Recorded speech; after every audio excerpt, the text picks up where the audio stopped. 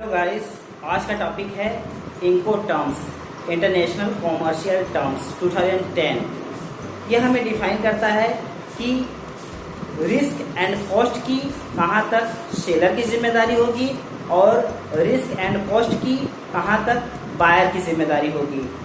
इंको terms समझने से पहले हमें कैरीज के बारे में समझना होगा।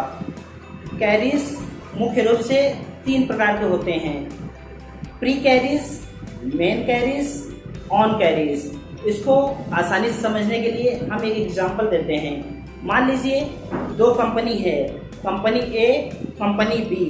कंपनी ए दिल्ली में है, कंपनी बी दुबई में है। दोनों में एक सेल कॉन्ट्रैक्ट साइन होता है जिसमें कंपनी ए को कंपनी बी के पास माल को भेजना है। इस प्रकार वो अपने माल को ट्रांसपोर्टेशन के जरिए भेजती है। ट्रांसपोर्टेशन 3 स्टेप में जाता है। सबसे पहले वो दिल्ली से मुंबई पोर्ट तक जाएगा, जिसे हम प्री कैरीज कहते हैं। सेकंड में वो मुंबई पोर्ट से दुबई पोर्ट तक जाएगा, जिसे हम मेन कैरीज कहते हैं। थर्ड में वो दुबई पोर्ट से डेस्टिनेशन पोर्ट तक हमारे बायर के पास तक जाता है, जिसे हम ऑन कैरीज कहते हैं। अब बात आती है कि पूरे एक्सपोर्ट प्रोसेस में एक्सपेंसेस कहाँ कहाँ तक आती हैं। तो मुख्य रूप से एक्सपेंसेस आपका प्री कैरीज का, मेन कैरीज का, ऑन कैरीज का आ सकता है। इसके अलावा सप्लाई चेन एक्सपेंसेस, फिर उसके बाद export clearance, import clearance, insurance fees, ऐसे ही एक्सपेंसेस आप अपने टर्म्स के अकॉर्डिंग जोड़ सकते हैं, जैसा कि आप इंको टर्म्स साइन किए हों। इंको टर्म्स मुख्य रूप से 11 प्रकार के होते हैं, जिसमें इसको 2 कैटेगरी में बांट दिया गया है। सबसे पहले ओमनी मॉडल। ओमनी मॉडल में वो चीज़ें आती हैं, वो टर्म्स आती हैं जिसमें हम अपना ट्रांसपोर्टेशन बाय सी और बाय एयरलाइन दोनों तरीके से भेज सकते हैं। जबकि सेकंड में मरीन रिस्ट्रिक्टेड आता है, जिसमें हम अपना ट्रांसपोर्टेशन या फिर लॉजिस्टिक बाय सी के द्वारा या शिपिंग लाइन के द्वारा ही भेजते हैं। चलिए शुरू करते हैं सबसे पहले ओमनी मॉडल से। ओमनी मॉडल में सबसे पहले आता है एक्स वर्क। एक्स वर्क में सेलर खुद अपने यहाँ सिर्फ कॉस्ट एंड प्रॉफिट को जोड़कर अपना कोड बायर को बताता है या अपना प्राइस बायर को बताता है। बाकी पूरी transportation pre carries, main carries, on carries की जिम्मेदारी बायर की होती है। पूरी रिस्पॉन्सिबिलिटी कॉस्ट की, रिस्क की बायर की होती है।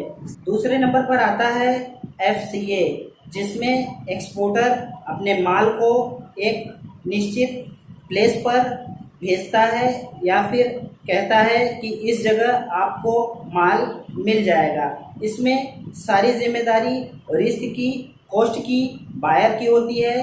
बाकी जो एक्सपोर्ट क्लियरेंस होता है, मेन कैरीज होता है, ऑन कैरीज सभी बायर ही वहन करता है। तीसरे नंबर पर आता है CPT, मतलब कैरीज पेड टू। इसमें बायर अपने माल को अपने जगह तक पाता है, जिसमें सेलर या फिर एक्सपोर्टर अपने माल को या फिर बेचे हुए माल को टर्मिनल तक सिर्फ रिस्क की जिम्मेदारी होती है। उसके बाद उसकी कॉस्ट की जिम्मेदारी डेस्टिनेशन तक देता है। मतलब exporter pre carries, main carries को कॉस्ट करता है। कॉस्ट करने के बाद उसका एक्सपेंस अपने प्राइस में जोड़कर बायर को बताता है। चौथे नंबर पर आता है CIP, cost insurance paid to. इसमें सेलर अपने माल को भेजता है, उसको पूरी तरीके से कॉस्ट अपने प्राइस में जोड़ता है, जैसे कि वो प्री कैरीज और मेन कैरीज के साथ साथ मेन कैरीज का इंश्योरेंस या शिपिंग लाइन का इंश्योरेंस भी जोड़ता है अपने प्राइस में।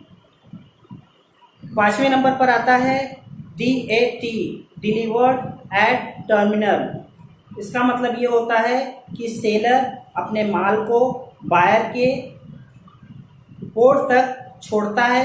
सेलर की जिम्मेदारी रिस्क की एंड कॉस्ट की इसमें दोनों होती है।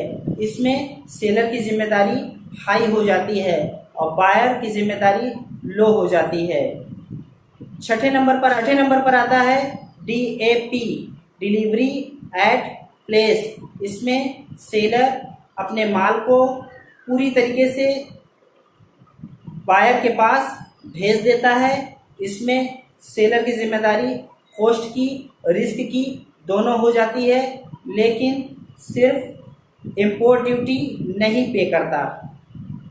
इसमें seller pre carriage, main carriage, on carriage को पे करता है, लेकिन इंपोर्ट ड्यूटी नहीं पे करता। 7वें नंबर पर आ जाता है DDP, डिलीवरी ड्यूटी पेड। इसमें सेलर माल को पूरी तरीके से भेजता है, मतलब इस सेलर अपने माल की कॉस्ट एंड रिस्क की जिम्मेदारी खुद लेता है। इसमें सेलर की रिस्क बहुत ही हाई हो जाती है। नॉर्मल शब्दों में हम अपने भाषा में कहें तो माल को पहुंचता देना, या इस प्रकार कहें कि बायर को हम कहते हैं कि माल को मैं पहुंचता दूंगा इस रेट का, इसका ये प्राइस होगा। वो सारा expenses pre carriage, main carriage, on carriage का सारा एक्सपेंसेस अपने प्राइस में ऐड करके बायर को कोट करता है। अब बात आती है मरीन रिस्ट्रिक्टेड की। इसमें सिर्फ शिपिंग लाइन द्वारा ही हम अपने माल को भेजते हैं। इसमें 4 प्रकार होते हैं। सबसे पहले आता है FAS, free along side ship. इसमें सेलर अपने माल को पोर्ट तक सिर्फ भेजता है। इसमें सेलर की जिम्मेदारी सिर्फ प्री कैरिज की होती है, बाकी export clearance, main carriage, on carriage की जिम्मेदारी या फिर कॉस्ट की, रिस्क की बायर की होती है। सेलर की जिम्मेदारी सिर्फ प्री कैरिज की होती है, एक्सपोर्ट क्लियरेंस की नहीं होती। दूसरे नंबर पर आता है FOB, फ्री ऑन बोर्ड। इसमें सेलर अपने माल को पोर्ट तक भेजता ही है, साथ साथ एक्सपोर्ट क्लियरेंस कराकर माल को जहाज पे लोड करा देता है। इसमें जितने भी टर्मिनल फीस होती हैं, एक्सपोर्ट क्लियरेंस फीस होती हैं, सारा एक्सपोर्टर अपने तरफ से देता है और उसका एक्सपेंस अपने प्राइस में ऐड करके बायर को कोट करता है। इसके बाद की जिम्मेदारी बायर की होती है। तीसरे नंबर पर आता है कॉस्ट एंड फ्रेट। इसमें सेलर अपने माल को प्री कैरिज भी देती है, साथ साथ मेन कैरिज भी देती है, मतलब शिपिंग लाइन की जो फ्रेट होती है वो भी देती है और डेस्टिनेशन तक माल पहुंचाती है।